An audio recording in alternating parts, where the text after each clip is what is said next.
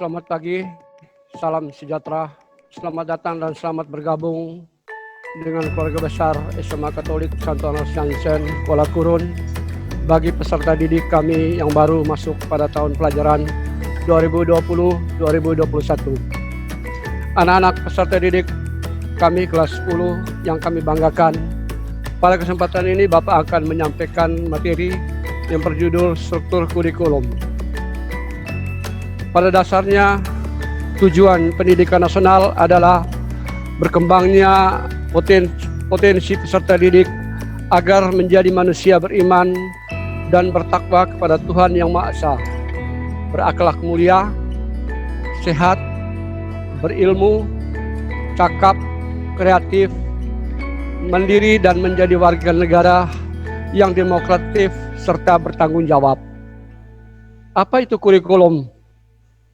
Kurikulum adalah cara untuk dapat membawa insan Indonesia memiliki kompetensi sikap, pengetahuan, dan keterampilan, sehingga dapat menjadi pribadi dan warga negara yang produktif, kreatif, inovatif, dan afektif. Maka dari itu, kurikulum memegang kedudukan yang sangat-sangat penting dalam dunia pendidikan, sebab berkaitan dengan penentuan arah, isi dan proses pendidikan itu sendiri, yang pada akhirnya menentukan macam dan kualitas lulusan peserta didik dari satuan pendidikan. Dalam struktur kurikulum 2013, pada jenjang SMA memiliki mata pelajaran wajib yang sangat terkait dengan dasar-dasar pengetahuan, keterampilan, dan sikap. Dalam struktur kurikulum 2013 ini, terdapat sedikit perubahan dalam standar kompetensi kelulusan, standar isi, standar proses, dan standar penilaian. Di sini kita dapat melihat sebagai berikut. Kita merinci satu-satu. Yang pertama, standar kompetensi kelulusan. Di sini adanya peningkatan dan keseimbangan soft skills dan hard skill yang meliputi aspek kompetensi sikap, keterampilan, dan pengetahuan. Yang kedua, standar isi. Standar isi, di dalam standar isi, yang pertama adanya perubahan mata pelajaran menjadi mata pelajaran yang dikembangkan dari kompetensi itu sendiri. Kedua, kompetensi dikembangkan melalui setiap mata pelajaran. Dan yang ketiga, adanya mata pelajaran wajib dan mata pelajaran pilihan pada kurikulum 2013 ini. Dan di sini terjadi pengurangan mata pelajaran yang harus diikuti oleh siswa itu sendiri. Dari bertambahnya 3 sampai 5 jam pelajaran per minggu. Dalam standar proses, kita melihat yang pertama, standar proses semula berfokus pada dominan kognitif, dilengkapi dengan domain afektif dan psikomotorik. Yang kedua, proses pembelajaran dari siswa diberitahu menjadi siswa mencari sumber belajar sendiri. Yang ketiga, ada mata pelajaran wajib dan mata pelajaran pilihan. Yang keempat, standar penilaian. Dalam standar penilaian terdapat penilaian berbasis kompetensi, pergeseran dari penilaian berdasarkan hasil menuju penilaian otentik, mengukur sikap, keterampilan, dan pengetahuan berdasarkan proses dan hasil. Selanjutnya, dalam proses penilaian, memperkuat pencapaian hasil belajar didasarkan pada posisi skor atau nilai yang diperoleh terhadap skor ideal.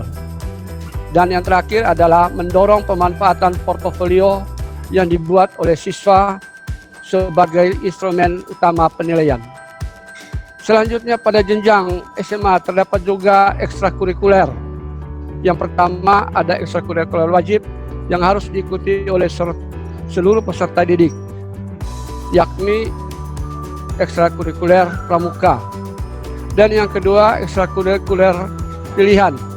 Di SMA Katolik ada ekstrakurikuler PIKR PMR, dan olahraga.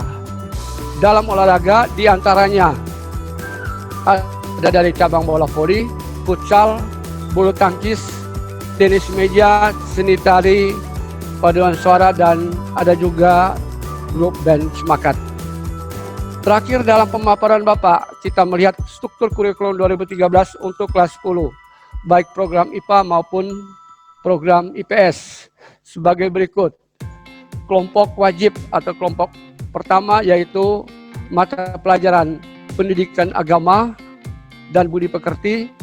Yang kedua, mata pelajaran pendidikan Pancasila dan kewarganegaraan.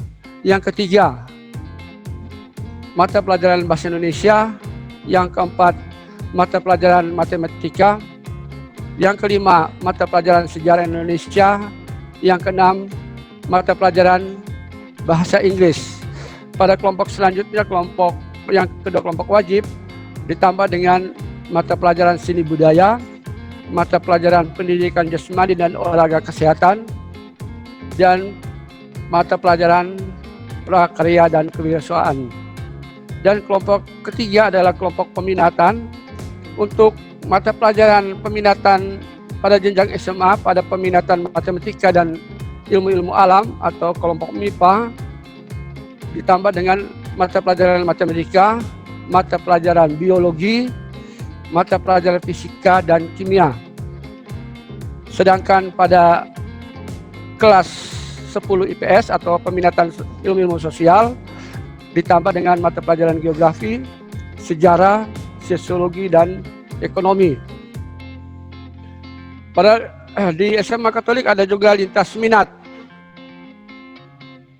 Dalam program lintas minat atau mata pelajaran lintas minat program IPA, yang pertama adalah mata pelajaran ekonomi dan sosiologi.